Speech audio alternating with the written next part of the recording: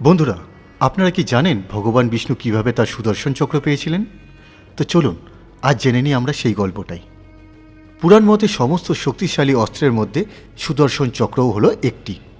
এটি হলো এমন একটি দৈবিক অস্ত্র যা এক মুহূর্তেই যে কোনো শত্রুর বিনাশ করতে পারে, সে তার শত্রু যতই শক্তিশালী হোক না কেন। আর এর পেছনে একটা অবিশ্বাস্য গল্প রয়েছে। তো চলুন জেনে নিই আমরা সেই গল্পটাই। একবার যখন রাক্ষসেরা দেবতাদের ওপর আক্রমণ করে ও তাদেরকে বন্দি বানিয়ে নেয়, তখন ভগবান বিষ্ণু দেবতাদের বাঁচানোর জন্য এগোনো শুরু করেন। তখন রাক্ষসের দল অনবরত আসা শুরু করে, আর ভগবান বিষ্ণু এক পাও এগোতে পারছিলেন না। আর তখন তিনি অনুভব করেন যে ওনার একটা দৈবিক অস্ত্রের প্রয়োজন, যার প্রয়োগে সে সমস্ত শত্রুর দমন একবারে করতে পারেন।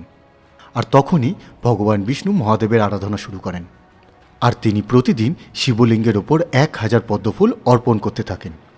কিন্তু একদিন মহাদেব ভগবান বিষ্ণুর পরীক্ষা নেওয়ার জন্য সেখান থেকে একটি পদ্মফুল সরিয়ে নেন। ফুল অর্পণ করার সময় ভগবান বিষ্ণু দেখেন যে তার 1000 পদ্মফুলের মধ্যে থেকে একটি পদ্মফুল উধাও। তখনই ওনার মনে পড়ল ওনার ভক্তরা ওনাকে কমল নয়ন নামে ডাকতেন। আর তখন তিনি কোনো রকম দ্বিধা না করে তার কমল নয়ন শিবলিঙ্গে উৎসর্গ করলেন।